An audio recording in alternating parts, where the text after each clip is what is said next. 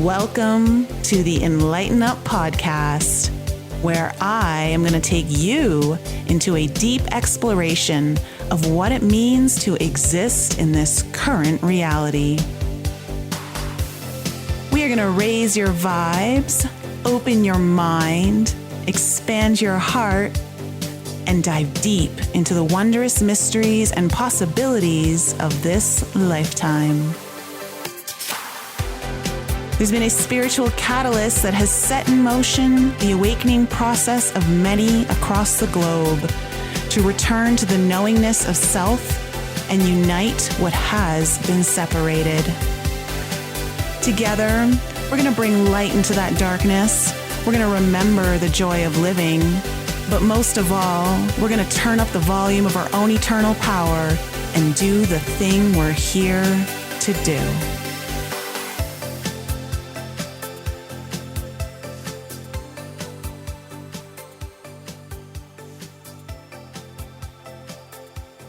Welcome back to the Enlighten Up podcast, everyone. We are here, Mary and I, to give you another episode on the full moon that is now happening on September 9th, 10th, depending on where you are in the world. We are experiencing the full moon in Pisces, and who better than to give us the lowdown, all the good deets, all the good information, but our very favorite, Mary Dusina. Mary, welcome to the show again. Thank you so much. Hello, audience. Hello, beautiful queen of Enlighten Up, Nicole. It's our harvest moon. I'm so excited. I love the Pisces moon. I love it. Yay. Yes, I know.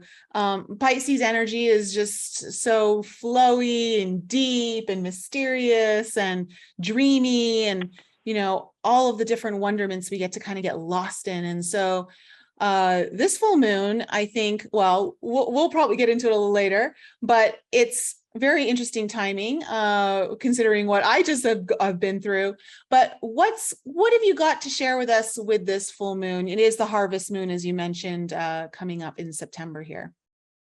Well, if we kind of look at it from when people are endeavoring to dip their toe in the water of learning a little bit more about Western astrology, I like to just do a tiny little smudge of teaching. So if you just think about the 12 Western Zodiac signs, so number 1 starts with Aries, and then we go through the 12, and so then that's Pisces. So if we just look at the lunar cycle now of all the full moons of 2022, even though the year, our Gregorian calendar year of 2022 isn't over with, this full moon is the final.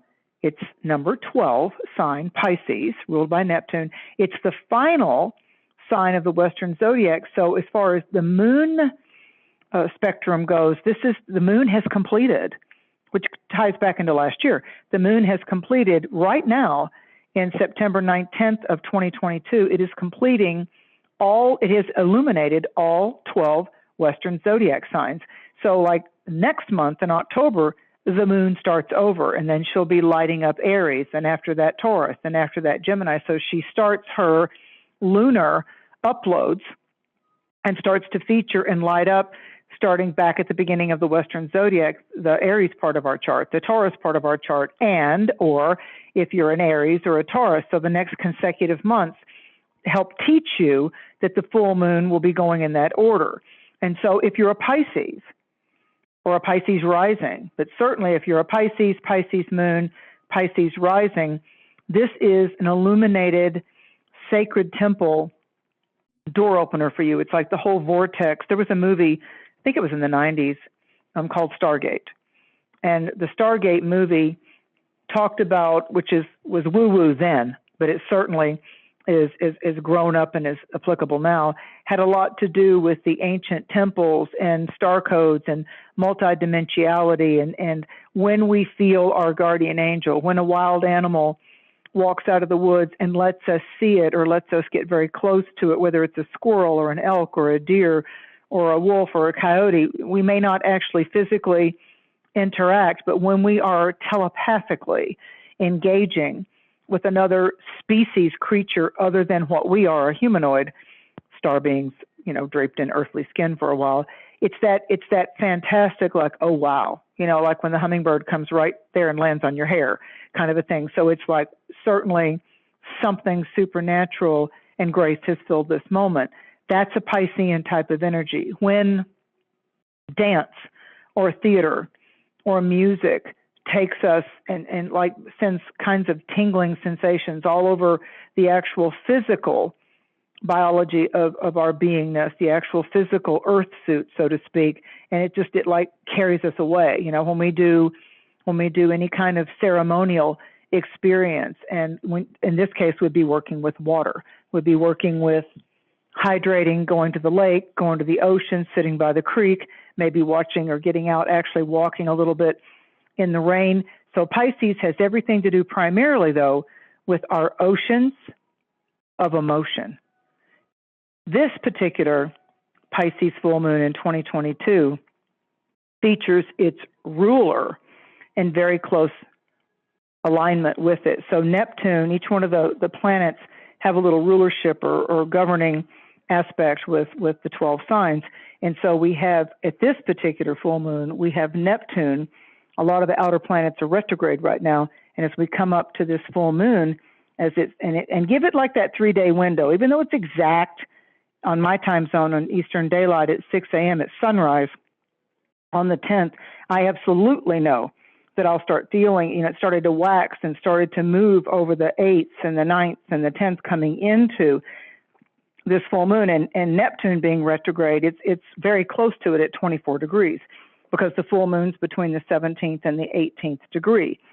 So it's particularly strong if you happen to be a rising sign at 17 to 18 degrees for those little advanced or intermediate astrology students out there. So if you're a Pisces born on March 7th or 8th, if you're a Virgo whose birthday is September 6th or 7th, if you're a Sagittarius whose birthday is the 10th or the 11th, or a Gemini whose birthday falls close to the 7th through the 9th, and or your rising sign or your moon is between the 17th and 18th degree of those mutable signs, this is one of your stronger illumination cycles. This is one of your mood-enhancing moons that's going to take place.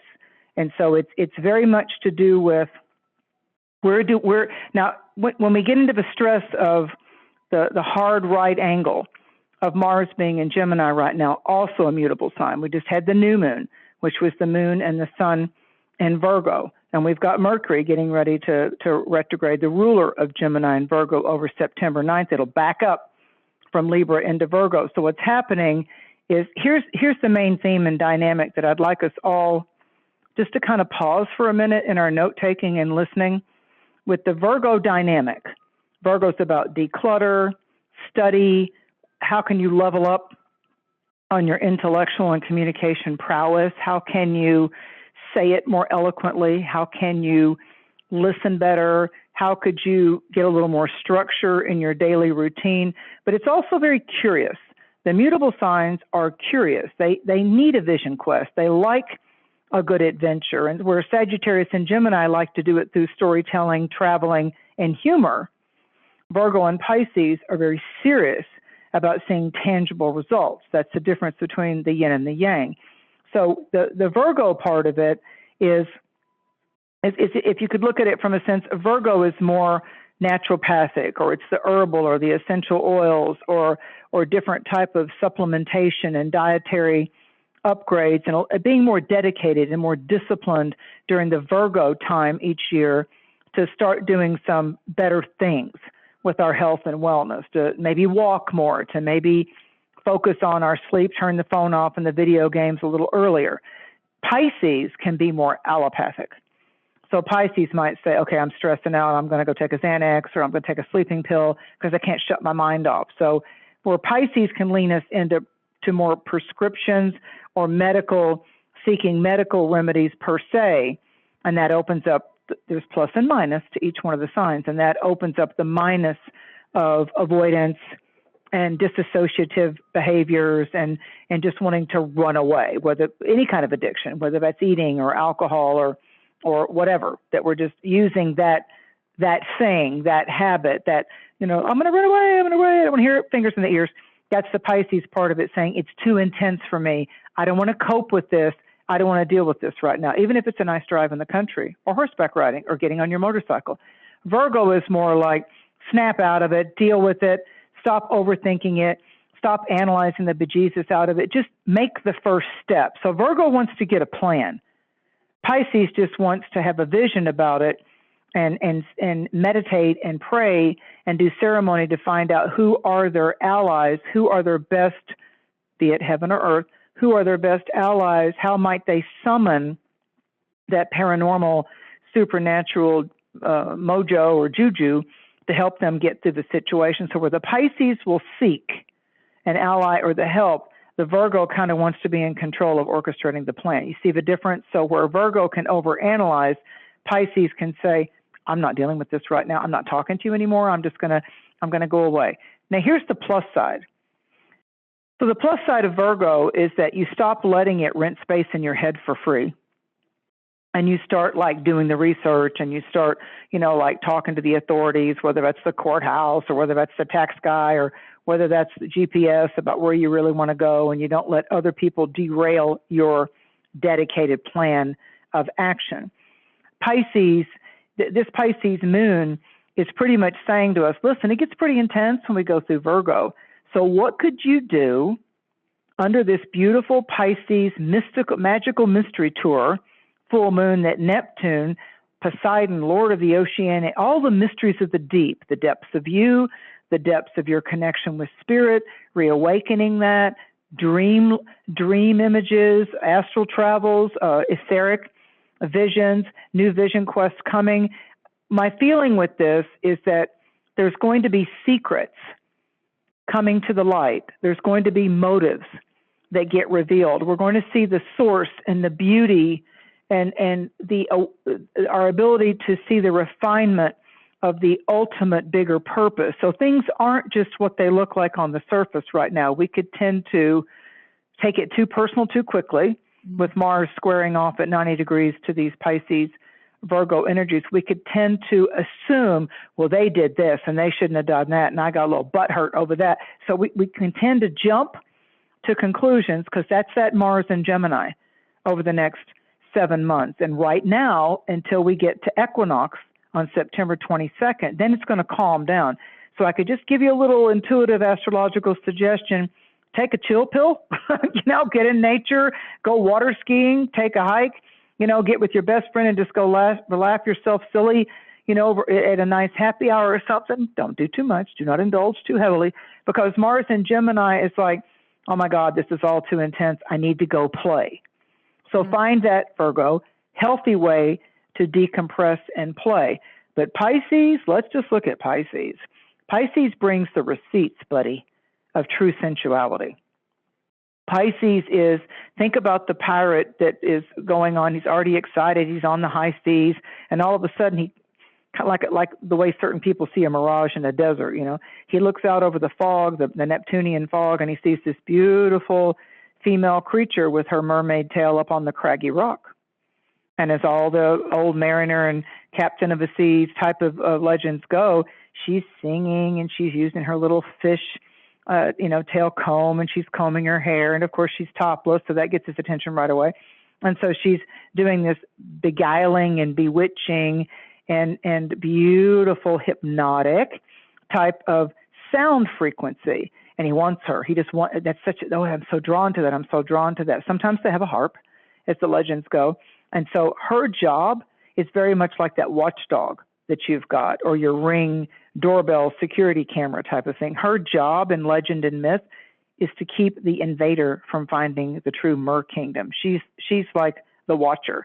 So where a pirate has the crow or one of his crew up in the crow's nest to get the higher view, the siren is she's kind of witchy. She's like a sea witch, and she's just like, enter if you dare.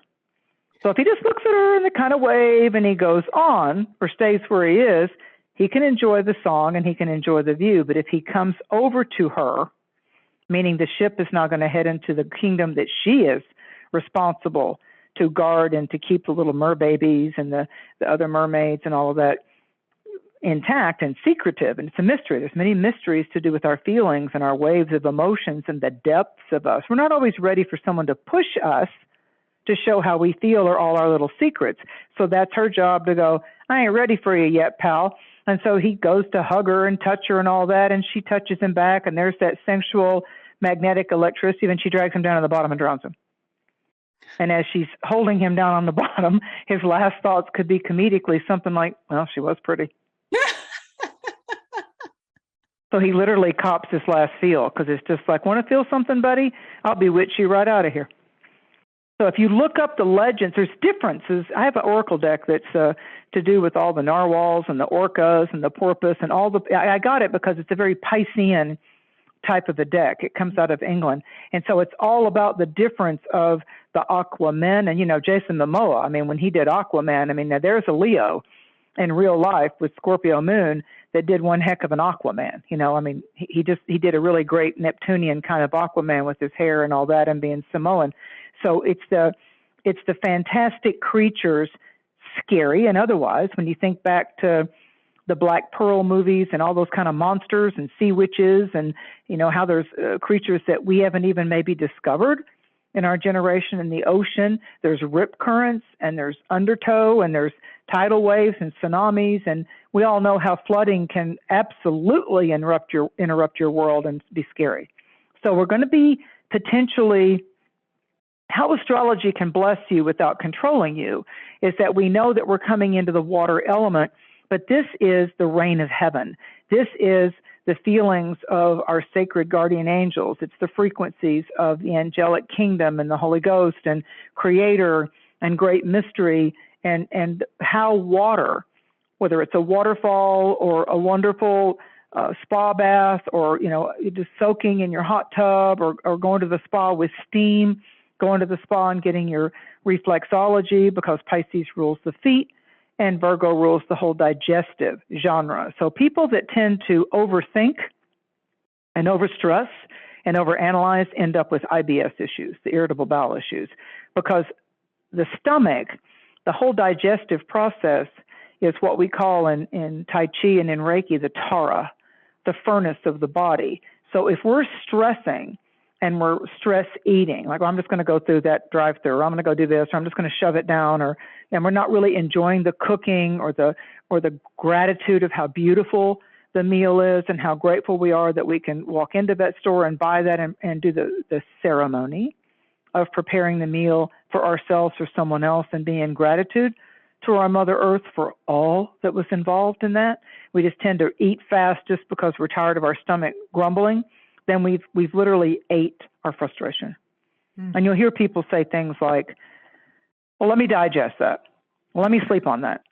So people that have strong moonchild Cancerian elements and signs in their chart, sun, moon, rising, or if they're born under that sign, and Piscean and Virgo placements, this is that whole digestive or the furnace or the Tara of the body. And each year in Virgo, where we are as we come to this full moon, that blooms beautifully in magic tonight, the Virgo energy is saying, how are you really doing underneath it all? How are you in the sheer depths of what are you digesting for your truth? Is your truth going down well? Are you getting nutrients? Are you getting fortified? What's uplifting you? Who's uplifting you? Are you too attached to the outcome of this psychologically? Can you not relax because you're not actually controlling every single day and paper and dotted line and dynamic of it? So the Pisces is saying, where's your faith, man? And what do you have faith in? And why don't you take a chill pill? And why don't you walk out in your yard? There's a reason you pay rent or you pay a mortgage or what's going on with Mother Nature around you. There's the healing to the anxiety, is to get yourself away from the electronics and the leash of the phone and get out, even the leash of the Fitbit, really. Leave all the techno stuff, the Gemini stuff at the house.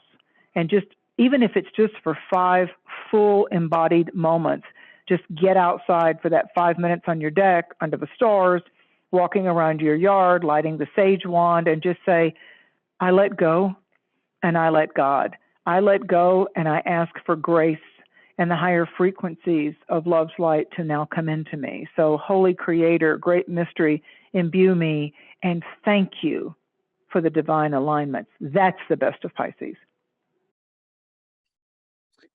Pisces is such a beautiful energy, like Yeah. it, and I loved how you talked about the siren. I was Yeah. really thinking when you talked about the mermaid and all that, I was like, ooh, the siren, because she's very tempting, she's She's a very, temptress.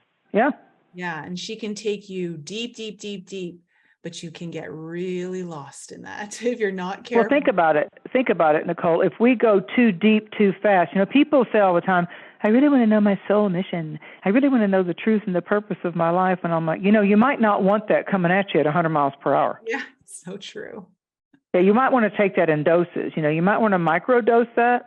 You might want to just, make your intention, state your affirmation always, always, no matter what vision quest style you're going to do, be it chemical or herbal or out of body or ceremonial or magical or whatever it is. If you're going to decide to do a dance trance, if you're going to decide to dance with chance and go into a trance, the very first protocol is to be able to center yourself, move into the spirit of gratitude for this life walk, and then call in what anchors you and what fortifies you and what shields you in a sacred, divine, spiritual way. What is it that you invite in to imbue yourself with? Because no matter how we agree to disagree, some kind of supernatural force animated this body, some kind of supernatural multidimensional energy breathes life into this unit that's got its vulnerabilities that's talking to you now. So when we get supernaturally shielded,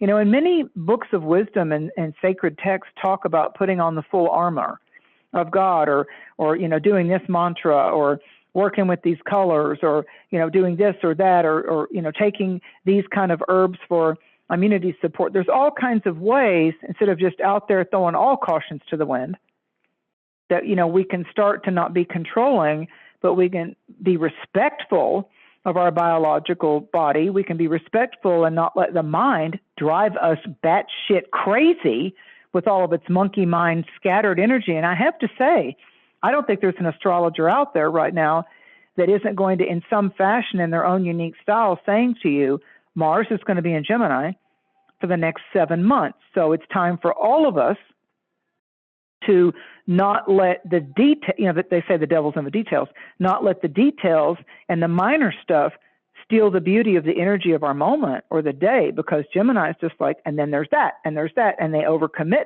and they overschedule, then they run late, and then they forget, and then they miss an appointment, and then driving around in traffic with some kind of psychological mental road rage. So the Gemini can scatter, but if we can look at the beautiful dynamics of letting the mutable signs work together with each other. So until we get past this full moon type of energy, and the closer we get to September the 22nd, when we reach the great turning of the wheel for the autumnal equinox, and Venus has gotten into Libra by then. So there's an energy that's saying to us, don't overload, don't put too much on your daily plate, because there's going to be that frustration factor if you do that to yourself. So at least look in the mirror and say, okay, how might I deliberately, and with intention, how might I deliberately carve out a niche of time for my soul and my emotional management? How might I allow myself to, it can be music. It can simply be driving around in your car with the right kind of music. I was thinking about a song for this full moon, and it's that with the Gemini, little arrows of verbal dynamic. And it's that weekend song, Blinded by the Light. It's catchy, and he's riding around the car, and it's just like, I can't, if I don't have your touch. So Pisces is what's touching us and what affects. You want to go ahead and feel, if you're going to touch something or be touched, you want to be able to feel those reverberations. If you're going to be like the musical tuning fork, if you're tuning a guitar, or you're allowing yourself to just let go and dance and just let go with music. Sometimes, a lot of times when we're straightening up our place, we just really enjoy, the dynamics of that, because we've still got Venus on September 5th, Venus went into Virgo. So we've still got Venus and Mars coming at each other with that Gemini Virgo 90-degree hard right angle. So Yes. a square in astrology, what do I need to learn from myself? Where might I be getting in my own way? So opposition comes from somebody else when signs are opposite, like at the full moon. The sun and moon are opposite. The sun is moving through earthy, mutable Virgo, and the moon is lighting up where we could be more organized and where we could take better care of our health, our physical health, our mental health. So it's a grand time to look at where you're at psychologically. It's a grand time to do a type of online quiz of what type of attachment style are you. There's like 4 or 5 main psychological attachment styles that we use in our romantic, intimate relationships. Well, that's right up there with Pisces and Virgo blending. Yeah. And just go online and say, quiz for the 4 attachment styles psychologically. Oh, you'll learn so much about yourself. It'll be like, whoa. And it's a quick quiz, Virgo style, Gemini style, quick, right to the point, bottom line, that brings up what's lying underneath the depths of us emotionally from our childhood storybook dynamic without getting all icky into the feelings and the trauma and the memories and the wounds of our childhood. It's simply a very Virgo, Gemini, bada boom, bada bing, here's the details, take it from there. Even the tarot cards for this full moon. So a natural resonating tarot card for Pisces is the High Priestess. So she's Isis in Greek mythology, and she's Isis in Egypt, and she has a lot to do with where Virgo is more the Madonna and the Queen of the Heaven, the sacred virginal quality.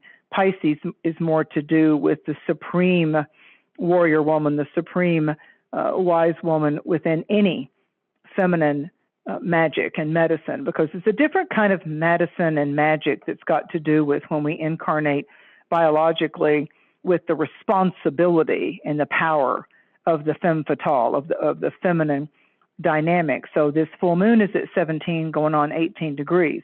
Normally, the 18th card in the tarot is the moon. Well, it's the full moon.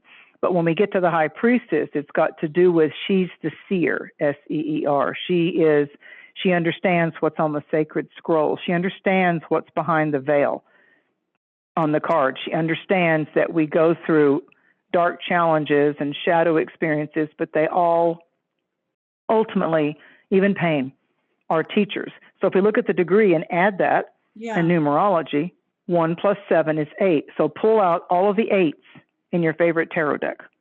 Pull out all of the 8s. So the 8 of Cups is the 8 of water. And this is like a hermit, a solitary figure in the mountains. And he stacked up his cups, chalices, so cups are hearts. And he's walking up the mountain and he's having that secret garden. He's having that communion. He's having that meditation. He's looking at what he has and what discoveries that he has chosen to be walking in tandem with and wisdoms. And he's looking at his heart and what matters to the eyes of his heart. And then he's going up the top of the mountain to be able to have gratitude over what he's accomplished, and yet he knows yet another secret was unlocked within him. That's the 8 of Cups, so that's the 8 of water. This is the water moon. The 8 of Wands is the arrows of love that are coming to land. 8s are infinity symbols, so as you give out, so it comes back to you. So this full moon, being at 17 degrees, 1 plus 7 is 8, is an infinity symbol soaring back into us. So if we look at the element of fire, which will be autumn, the wands, the 8 of Wands is where the arrows of love very powerfully are coming back in to land into your life. So this absolutely, even though it's the moon's final sign of the zodiac, it's absolutely new seeds of heart light that's coming into all of us romantically. And you might not even be looking for romance. You know, a lot of people, when they're living with someone or in there's some kind of contractual arrangement, they're married or they've decided to have some kind of agreement with each other of intimacy, they kind of, once they get into the routine and the roommate part of it and the financial part of it, they tend to think, okay, I probably need to spice this up. Am I getting too complacent? So the 8 of Wands is like, yeah, go think about, go do for your partner the very thing that you would love, your love language, that you would love to have done with you, but without expectation. So, you know, plan a little day trip for them if you're a person that likes to go out, or fix their favorite meal, or just start with something. If you don't have much money in your wallet, start with really acknowledging what you like about them in your life. You know, thank you for this. I really love this quality about you. Just thank you for that. Thank you for not just coming out and watching me rake the yard. Thank you for coming out and making me laugh and say, can I rake for a while? Here, take a, whatever that is, whatever that is. Then the Eight of Swords. Now here's the Pisces part of it.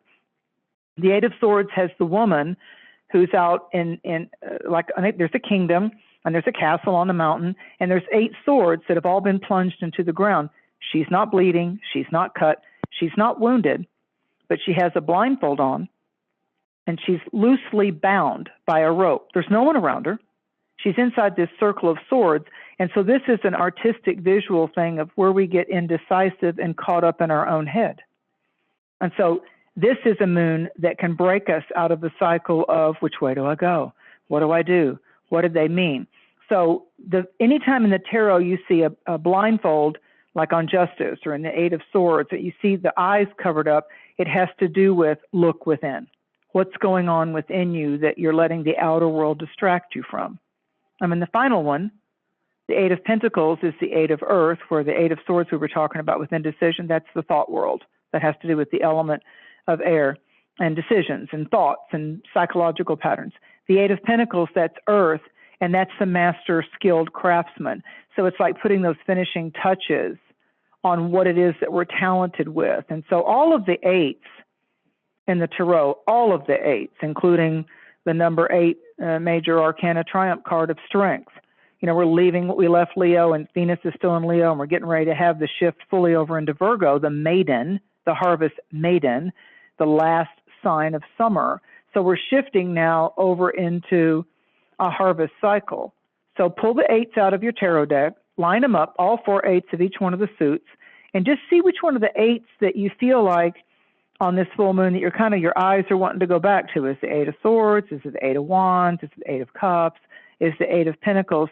And just give thanks to the vibration of the infinity symbol. That's the sacred geometry. And when you're breathing, and you're breathing your breath, it becomes an infinity symbol, doesn't it? When you're inhaling and you pause, there's the intersection of the figure 8, and then you're exhaling, and work with some color therapy of these 3 main signs that are involved, the purples and the violets of Pisces, the teals and the aquas of Pisces, the silver and the navy of Virgo. And then when we get into Gemini, the sky blue, the beautiful sky blue, and look at some of those medicine totems of the signs. For Virgo, the owl and the wolf. For Gemini, the hummingbird, butterflies, any songbird, parrots, even pirate parrots. For Pisces, the mermaids, the dolphins, the whales. And so look at even sea lions, you know, look at the different symbols. Sometimes instead of just trying to study the technical aspects of astrology, oh, I'm the first to tell you, after 35 years, it's so intense and it can get so overwhelming and boring. When you bring it to color and you bring it to animals and you take it to nature, that's when you're doing the uplift and not just a download, but you're actually getting fully recalibrated with, like, this is a full moon in the oceanic energies of Pisces. So when I go outside, even if I live in the desert or in the mountains, when I get out under the stars tonight, I'm going to envision myself as a mermaid. I'm going to envision myself frolicking as a dolphin. I'm going to envision myself as a pirate. I'm going to envision myself as the beautiful dew in the spider web. I'm going to find that element of water, and I'm just going to be thankful for that psychic and supernatural baptism. Because baptism, there's a baptism by water, and there's a baptism by fire. This is that baptism by water. Yeah. And with this full moon in Pisces, it feels very much like, given what you've been sharing here, that something is obviously being illuminated, coming to light around something of a very deep nature to us that perhaps we haven't been putting enough attention to. We haven't been yes. Applying what we, in our daily routines, maybe what we could, that would honor the things that really touch us, that sing to our soul, that move us very deeply. And with it trining with Uranus, trining it very closely, just 1 degree off at 18 degrees of Taurus, that, you know, there are not trining, sextiling 60 degrees. Yeah, with it sextiling, it's trining the sun, but sextiling the moon, it's really kind of getting us focused on, what do we want for our future? Where do we really want to go with this? Like, and perhaps making some radical changes through this full moon. Like perhaps something's going to come to light where we're like, it's time to really let that part go because it's not fueling my soul. And perhaps these routines change because I really need this in my life, and I haven't been allowing myself to see how much I need it. Well, and it's like when you go to the store and you decide what kind of sheets you're going to have, or some people change their sheets seasonally. Like some people like the real satiny ones. Other people just can't wait to have the really nice, lightweight, softy flannel sheets. And so you pick the comforter or you pick the bedspread. But the Pisces element, when you're going to go from the daytime and your daytime duties and work and routines and task intensive things, and it's now time for you to pull back that cover, the outer layer of your bed. And then you're going to like slip into that color that you chose of those sheets, or that texture that you chose of those sheets. And you're going to slide in there, and it's going to be like, I'm getting ready to rest my physical body and invigorate my soul by going into the dream time. Mm-hmm. Yeah. I absolutely believe this is the strongest. We'll have another full moon when we get to those eclipses in October and November, that November 7th, 8th full moon that's going to invigorate all the Taurus, Scorpio stuff. Yeah, that's going to be one. Yeah, we've got some new assignments coming, chickapoos. So this is knowing what I know about the celestial medicine, this is that full moon to carve some time for just taking off with music. I mean, if you can go to the dance concert, if you can go to Shakespeare in the Park, if you can go like up here in the mountains, they've got a hot air balloon thing that's going on at the vineyards. It's like we're still kind of an Indian summer, but they have this once a year thing at the Native American Sequoia Museum, and they have all kinds of like hot air balloons. They're like tethered, they don't like you go up and kind of go around a little bit and come back down for safety reasons. But it's like there's Mars and Gemini right there. Look, there's the fire.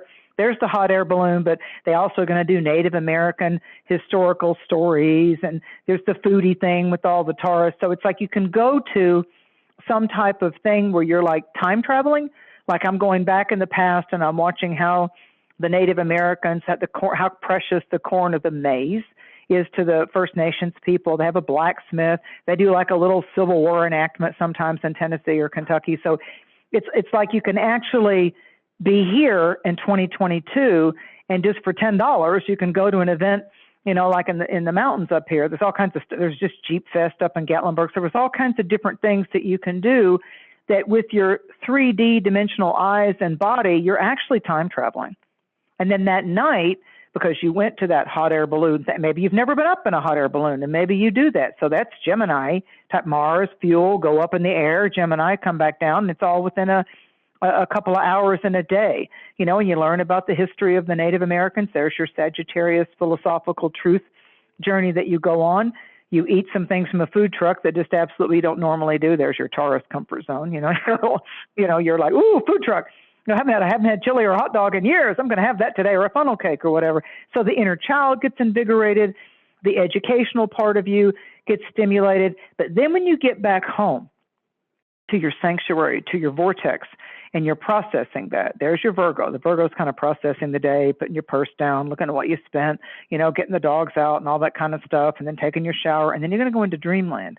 But because in your third dimensional world, you did that hike, you went to that carnival, you took off with a friend and went to a little city outside the city that you're in and just had a lunch or a happy hour or something. When you do something out of the norm, Virgo is the normal routine.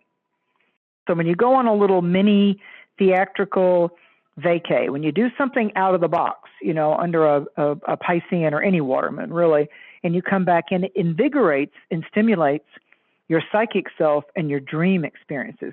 So I absolutely would suggest that you get that legal size pad and just put it by your bed, or put it right by the bathroom where you go to when you get up in the middle of the night, because you got to eliminate, and just have that pen and that paper there. Because we all know the biggest complaint is, I remembered that it was so vivid when I woke up, and then I got up and I went to the bathroom, and then I was just sure, I convinced myself I'd remember it when I got up in the morning. And it's like, damn it, I'm going to try to pull that back all day. Well, this is that kind of full moon that you won't even have to struggle with it, baby. It's going to come fast and furious, and it's going to be from divine dimensions. And if you can go to sleep instead of just with, after video gaming or watching Netflix or what, if you can just put on music, like one of those kind of YouTube things, it's like 3 hours of Reiki music, or, I like the 1111 frequency one on YouTube. It's just like, oh my gosh. I mean, I become that tuning fork when I work with the 1111. What I should do? I'm sorry to interrupt you, Mary, but I should share my playlist with the audience, yes. My Spotify playlist. I might, I will share that in the show notes of this particular episode. The one that I used for my psilocybin mushroom journey which actually happened on the full moon the new moon in Virgo. Powerful. On the Saturday there. And it's so dreamy and it's so mystical. And so it's perfect for this full moon in Pisces. So for everyone listening, I will drop that in the show notes so that you guys can listen to it. And tell me. To that point, I think the fastest way to get there, to get into the Pisces zone truly, is with music and or dance. Yes. I mean, that absolutely is going to just get you into the zone out of our daily Taurus, Virgo, Gemini responsibility, genres and routines. Pisces just lets you go there, so it's like, find the music that you like and find the style of dance that you like and participate in that. Even if you did it for an hour, just do that. If you don't go to an actual concert or event or something, just invite that back into your world. So we're not so, as Stuart Wilde would always say, one of my favorite male metaphysical teachers, stop getting so damn caught up in the TikTok world. And I will say to everyone, this playlist is pretty amazing, especially if any of you are out there and you're going to do your own journey of some sort. It's 3 hours, and I'll probably add a little bit to it before this goes live. Please, that's exciting. It's really mystical and just, it takes you to. That's Pisces. That's Pisces. But that's Pisces. I'm curious, Mary. Also, we know Neptune is the modern ruler of Pisces, and Jupiter is the ancient ruler. And so, right now during this full moon in Pisces, Jupiter in Aries is opposing Mercury in Libra. So, what is that bringing in? Because that tells me that this full moon is illuminating something around, us. How we see the bigger picture of who we are, the bigger picture of how we're going to show what we're learning about ourselves. But perhaps with, the opposition of Mercury and Libra, like the details and the finer details of relationships and balance and all that. What do you get with that kind of opposition flavoring this full moon? Anytime you've got Jupiter involved in a square or an opposition, we have to watch the tendency to exaggerate the details. Now, we all know that Libra, Venus ruled, is all about Venus. Libra and Taurus are both Venusian. So with our thought world, Mercury, how we think, what we believe, how we say what we say, do we mean what we say, and do we follow through? Libra doesn't like to be pushed to make decisions. So when Mercury is in Libra, and Jupiter is in Aries. Aries is all about me, me, me, me, me. I say to people often when you look at the musical scale of do, re, mi, fa, sol, la, ti, do, when it comes to Aries, I'm like, you're stuck on me.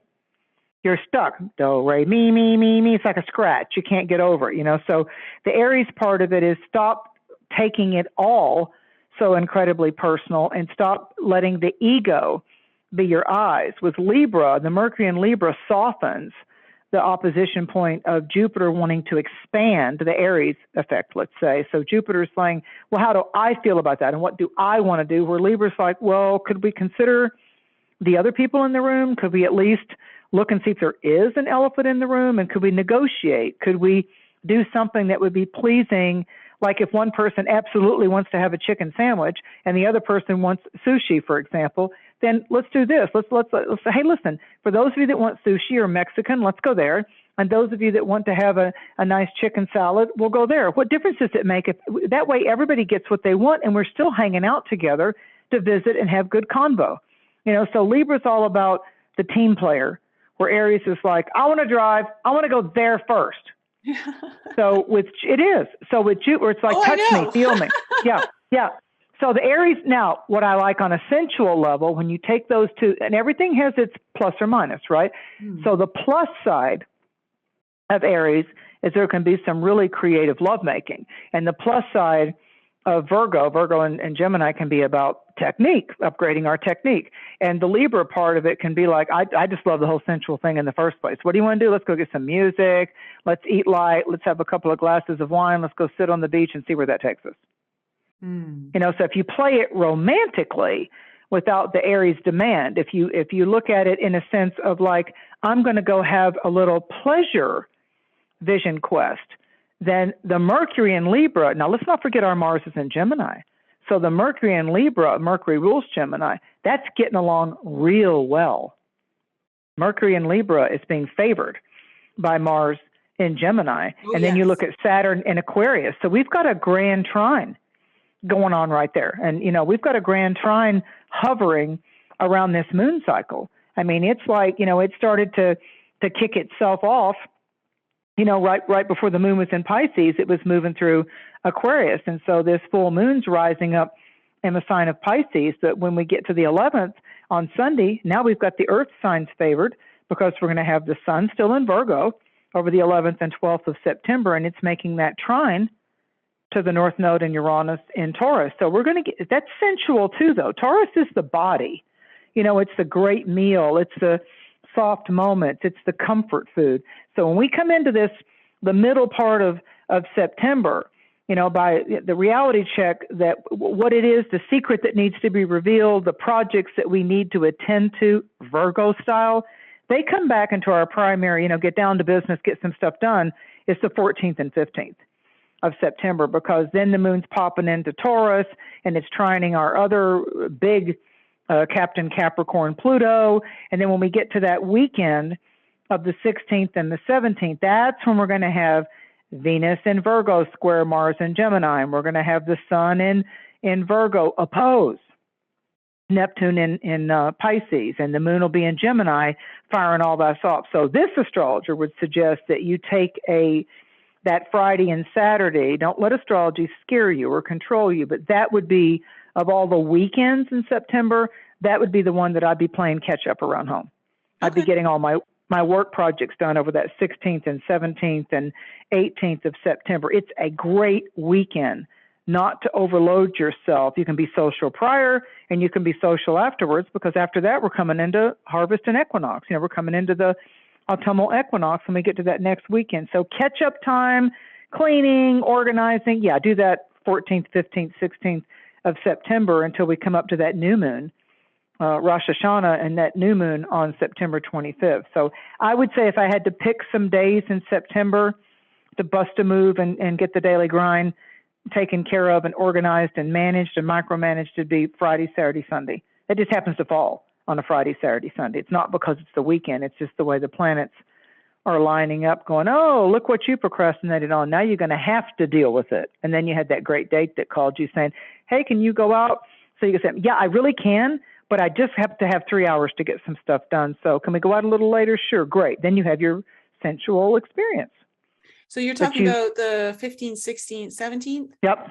Okay. Yeah, in September, yeah, Friday the 16th, Saturday the 17th, Sunday the 18th. Okay. So as long as you have the due diligence to get done in that final week of Virgo, what it is that we've probably been putting off because full moon's fun. I mean, this is a great full moon to go play. I'm absolutely encouraging you to be on the water and be sensual and be with your, you know, creatively tantalizing people that you know, and up your game sensually too. Yeah, September 9th, 10th, and 11th. Yeah, be the mermaid. You know, be the mermaid. You know, be the happy dolphin. Really. And then you've got all next week, you know, but the energies are still going to crescendo. And then, you know, Mercury retrogrades on the 9th of September. So the 9th of September isn't a day to dump a lot of harsh expectations on yourself. I mean, you know, that starts that whole Mercury retrograde. Then we've got the full moon saying, but I want to play. And so we don't have our first real kind of like, oh, you know, with Mercury, even though it's retrograde, until we get to that Friday the 16th, because then we have that Venus in Virgo clashing with that 90-degree right angle with Mars in Gemini. And then we've got the sun in Virgo for the only time that it will come up and oppose Neptune in Pisces. And then we've got the moon in Gemini that's clashing with Venus in Virgo, and we've got the moon in Gemini joining Mars in Gemini. So I'm telling you, don't road rage on the 16th, and don't think you're right about everything, and don't assume. Look at the real definition of what assume is. Don't make an ass out of you or me. Well, why don't we go into the signs for everyone, individual signs, and let everyone know kind of what they can expect given off their sun or their rising. Okay, now think about the full moon cycle, even though it's exact. This is another little teaching for you in the cosmic conditions of things. Even though the full moon happens and waxes to full light over the 9th and 10th and 11th of September, the full moon illuminates energies and shows us what needs to be revealed and worked on until we get to the next new moon 2 weeks away on September 25th. So for Pisces, the energy is a direct vibrational movement onto Pisces. And I got the 10 of Cups as an energetic tarot signature for Pisces. So I feel like that Pisces are looking at the fruits of their labors. And I feel like that Pisces are going to kind of want to be out there. Pisces can become very reclusive, and they like their sleep, and they like their time alone, and they like their house clean, but they don't like to do it. So the Pisces factor right now is saying, where might you get out there and be that generous tithing friend, or that, that life coach encourager, and where might you help someone else laugh and lift someone's spirits? Never, ever forget that of all 12 signs, if you've got Pisces and Virgo strong in your chart, or when we come to the Virgo Pisces part of a given year, whatever year it is, that's where that part of our chart is saying, and what could you do to be of service? What could you do to get the focus just off of yourself and go do something encouraging or a random act of kindness? So all of us are having our Virgo Pisces areas of our charts lit up. I mean, you just figure out what house it is. Like for Pisces, it's the first house. So it's a direct message to Pisces or Pisces rising to get out there and be a leader of some sort of that encourager or that uplifting type of dynamic for another person. If you're in Aries, this is your 12th house. So you're kind of like doing a personal inventory. This is like, what makes me tired? What seems to drain me, both my own behaviors and actions, as well as the type of people that, even though I'm kind and I'm easygoing, they're seeing me as a pushover, and they bow up on me when I say no to something, even though I've been caught up in being that empathic people pleaser because I don't want the stress and I don't want the hassle. So for Aries, the 12th house is a time when we could be a little more reclusive. And for Aries right now with Mars and Gemini, I would say, because they got the Hermit card, I would say that it's a time for you not to reveal everything that you're working on just because you enjoy talking about your projects and you get enthusiastic and excited about it. This is a time to literally play your cards professionally close to your chest so you don't invite that jealousy, envy factor. That's not your fault, but it's just one of the minuses that can happen with the 12th house. So get extra rest.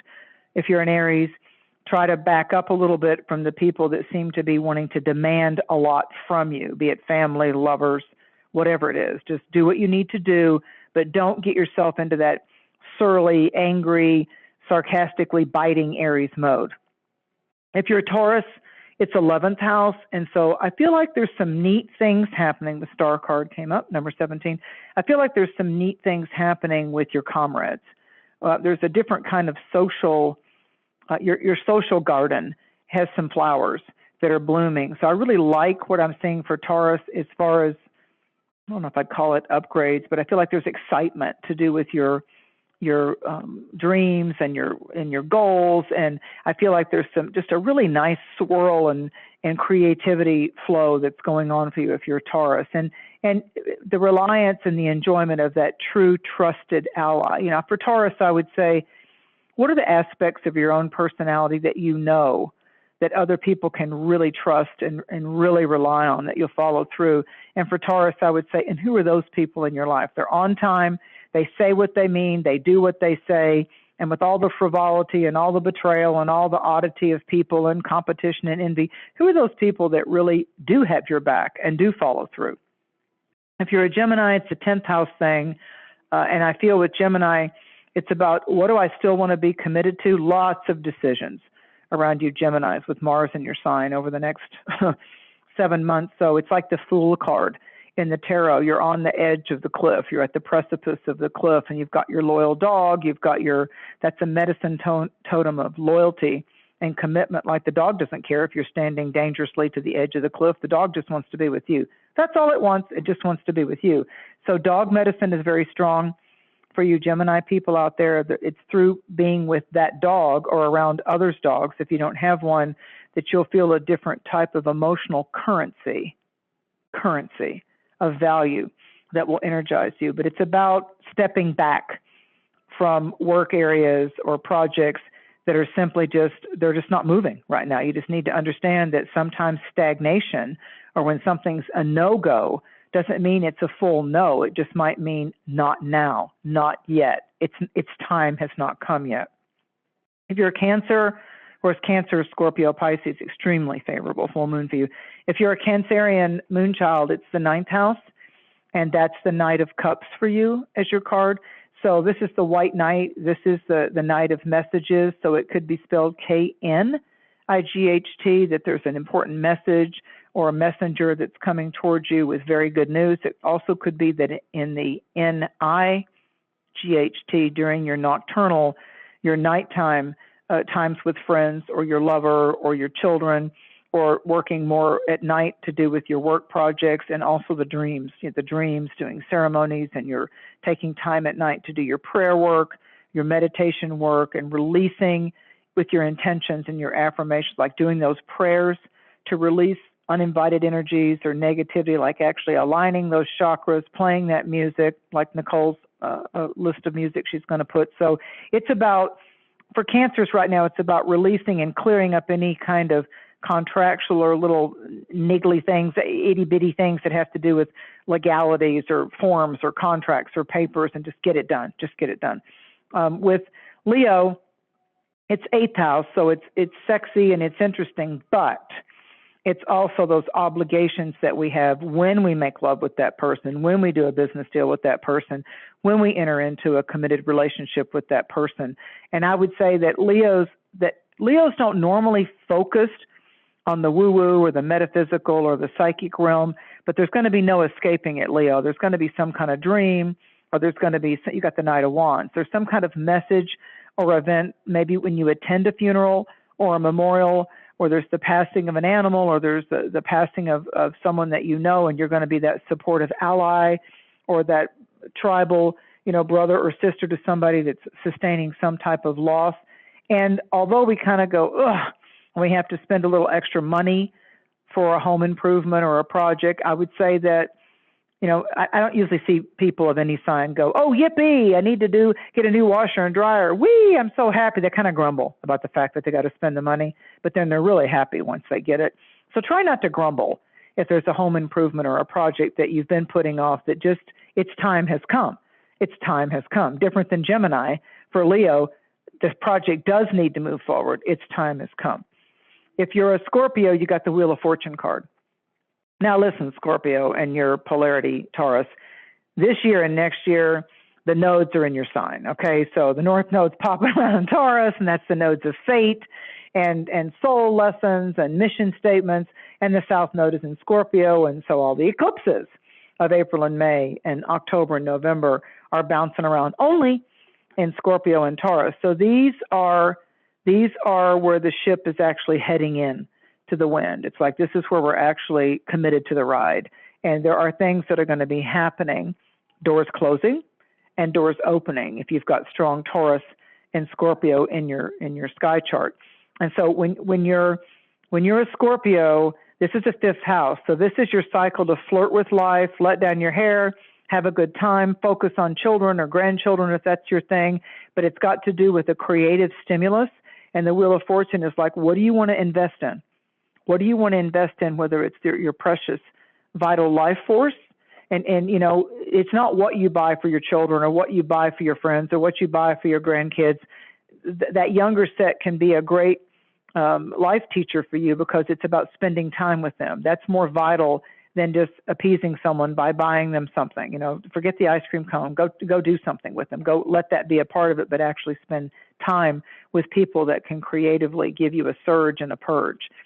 If you're a Virgo, it's 7th house, so it's really, you know, if you got a Virgo rising or you're a Virgo, it's not your time, even though you're having your birthdays when it comes to this kind of full moon release. So after September 10th and 11th, if I would focus on my significant other, Virgo, I would, you know, if you've got a kid that's struggling in school, significant other isn't just who you're doing the hokey pokey with. You know, your significant other is someone that you're committed in your home and in your daily life to see on a regular basis. So your SO, your significant other that needs you, change your schedule and spend time with that kid that may be bullied at school, or the animal that needs you to walk it more, or whatever it is, because Virgo's about what did you commit yourself to? You need to kind of do a little checklist with those that rely on you and your own health and wellness.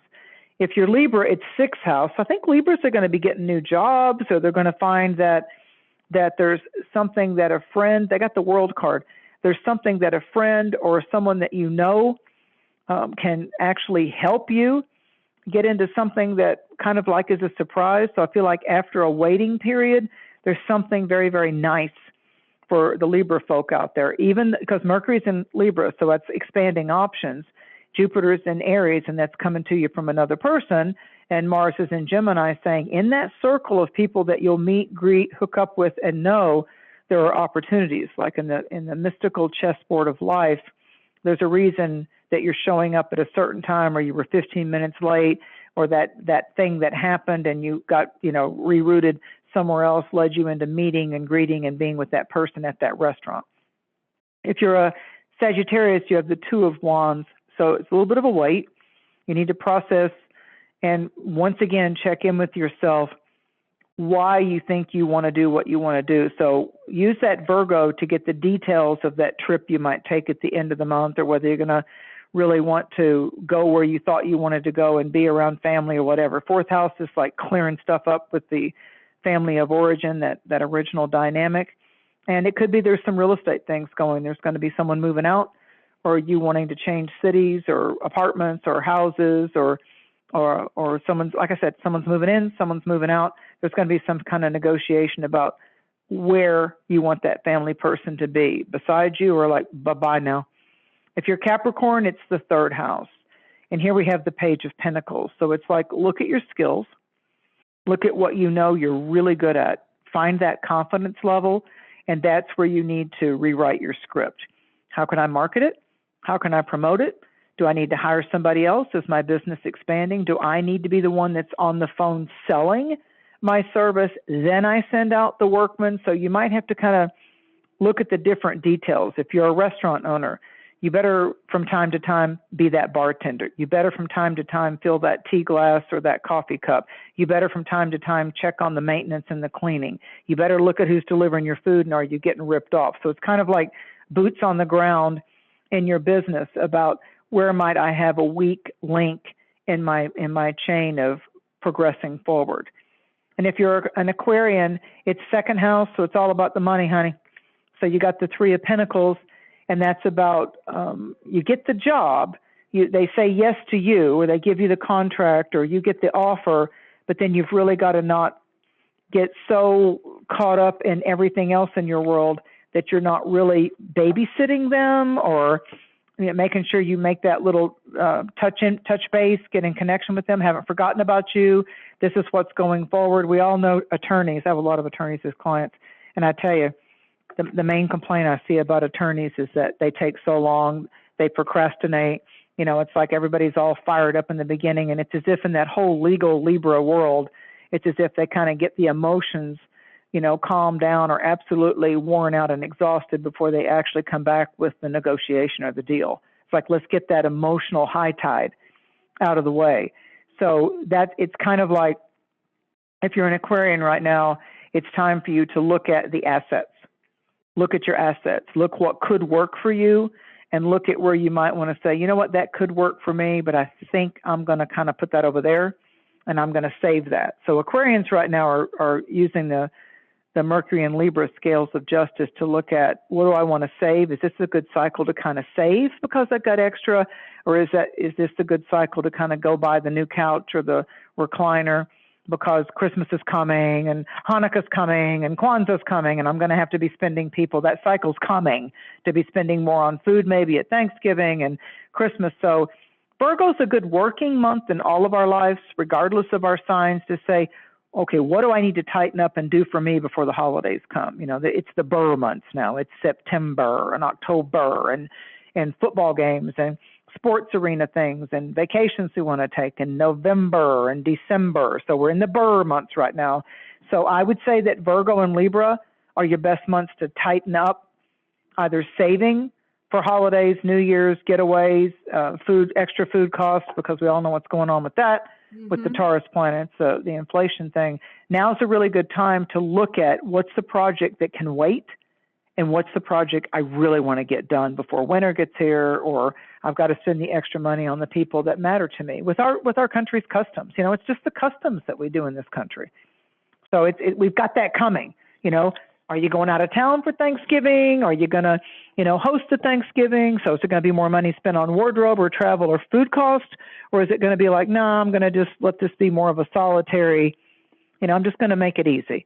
So now's the time to be negotiating that. And Virgo's wonderful for that. And even though Virgo and Gemini clash with each other, it's wonderful for planning. Yeah. But Gemini will help you remember who it is you don't want to leave out. Like, well, what about them? And do they have somebody at Thanksgiving? Maybe I'll skip all the big cost of Thanksgiving. I did that one year. And I'm going to go volunteer at a soup kitchen. I'm going to go volunteer. And I'm going to be one of the people behind the food line handing out food for the homeless or people. It was incredible. I still remember it to this day. I broke all traditions. My parents were actually pissed at me. And I said, no, I'm not doing any of it. I'm not going to bake anything. If you want to save me a plate, you can. I'm not coming home for Thanksgiving. I want to go in my city and my community, and I want to volunteer to help the humans that don't have much. It was incredible. I loved giving them extra mashed potatoes. It was a whole different kind of feeling, and so it's like, wow, I got to feel that Sagittarian humanitarian energy of like, oh my God, there but for the grace of God go. I am so grateful. And you know what?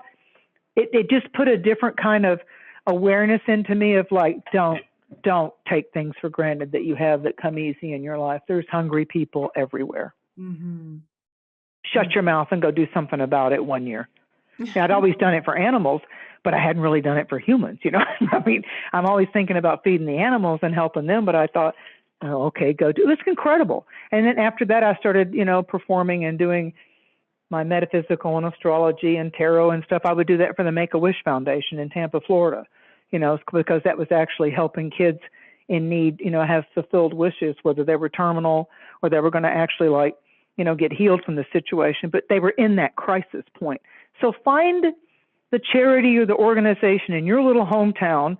A couple years ago, I did the thing where you get coats, and you, in this area in the Appalachian Mountains, you go collect, dry cleaned or wash them coats, and you go take them to the local fire departments, like in September, October, of all sizes, men's, women's, whatever. We go through our closets and you talk to your neighbors, and just one trip down to the fire department station. You go to your local fire station and you give them the coats, nicely folded in a bag, and then the people get to keep their pride and their integrity, and they announce it on the news and in the newspapers, and people can come in and get a free coat at the fire department. So they're not embarrassed. They don't have to go to a store. Not many people come and go to a fire department. You just walk in and you get a coat and you go. Or for your kids or for your elderly parents or whatever it is. It's good for our soul to do that kind of stuff. It's really good for our soul. And once again, Virgo and Pisces are about how can you take your biological mind and your body, how can you put boots on the ground and go do something of a tithing nature for your community where you live? How can you help Mother Nature and some of her inhabitants by your kindness? And that's the Pisces beautiful. Virgo. Yeah, that's a beautiful way to close out the full moon in Pisces. Thank you. Is happening at what time again on the 10th in the morning for us? For Eastern Daylight. So, that's where I am. So that's just how I calculate it. So for Eastern Daylight, technically, if you want to get Virgo about it, it's 5:59 a.m. Just say sunrise. on the Eastern time zone, and then you can calculate it for 3 hours back for Pacific and 2 hours back for Mountain and all that kind of stuff in Canadian time. So think about, if you're in the Eastern zone, we're having the sunrise, the sunrises of September 9th and 10th and 11th, the new dawnings in our life are being blessed by the whispers of eternity of Pisces. Think about Yogananda and your favorite gurus and your favorite mystical teachers, and Edgar Cayce, the Pisces, and some of the people that have inspired you with their writings, and what culture and what indigenous type of sacred, Reiki and all of that stuff that seems to be somewhat invisible, but yet, boy, does it have a presence. Boy, does it have a presence. So I guess I'll close it with the Pisces words beginning with the letter P. What type of present, Present, what type of present or gift can you bring into your life and to another's with the presence of divine? Beautiful. I love that. I love that. And Mary, where can people find you? Of course, I always leave the details for all of you guys in the show notes below, but please, Mary, take this time to just let everyone know where they can find you and what you've got going on. Thank you. So in the social media thing, if you do the Facebook thing, it's Cosmic Conditions. But the easiest thing is my website, just my name, Mary Dusina, D as in divine, U, S as in sacred, I, N as in now, A as in always, marydusina.com. Perfect. Well, Mary, we're I'm loving having you on for these full moon shows. And thank you. We're only 2 months away from, well, three. No, it's two. It's 2. It's 2 months away from the eclipse. Yes, October. Let's see, we've got November 7th and 8th will be that lunar eclipse in Taurus, in the earthy energy of Taurus. Yes. So, but we're going to have the solar eclipse at the new moon of October 24th and 25th. So start learning now, audience, whether you get your chart done or read or looked at from Nicole or myself.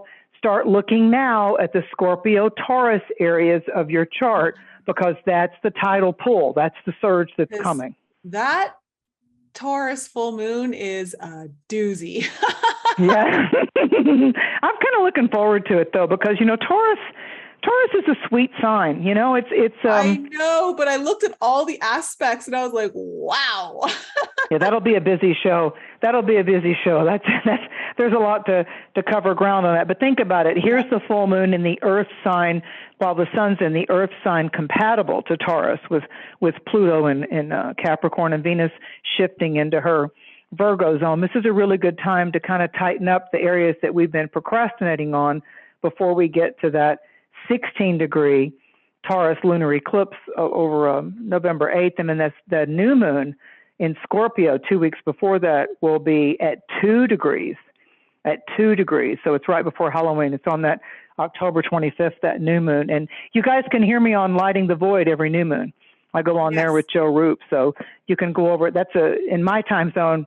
See how committed I am, Nicole. In my time zone, that's midnight to 2 a.m. live, and we take calls for reading. So that's lightingthevoid.com. But I love my full moon stuff with you guys. Thank you so much. Thank you for supporting Nicole. And let's all make that commitment to go out there, and this year, before the eclipses, let's make that commitment that we're going to do something nice for our community at your animal shelter, take some coats, into the stores that can bless people because winter's coming, et cetera, et cetera, et cetera. Yes. Donate food, go give to the food at the stores. You know how they do that every year for Thanksgiving. Go do that early.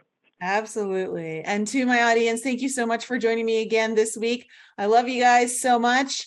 Enjoy this illuminated moon in Pisces. Pay attention to what your soul is calling you towards. Absolutely. And start making some changes in your daily routine that allow you to tend to those needs. I love you, and I'll see you guys next week. Thanks again for joining me for another show on the Enlighten Up podcast. I love you guys so much for all of your continued support. So remember to raise your vibe, find your tribe, and be open to the infinite possibilities held in the mysteries that surround us all. Thanks again for sharing the show with your family and friends. And if you're new to the show and you need to find out more information about me, please head on over to my website, NicoleFrolick.com, where you can join my newsletter. And please follow me on Instagram, Telegram, and YouTube. Keep your light bright, and I'll see you next week.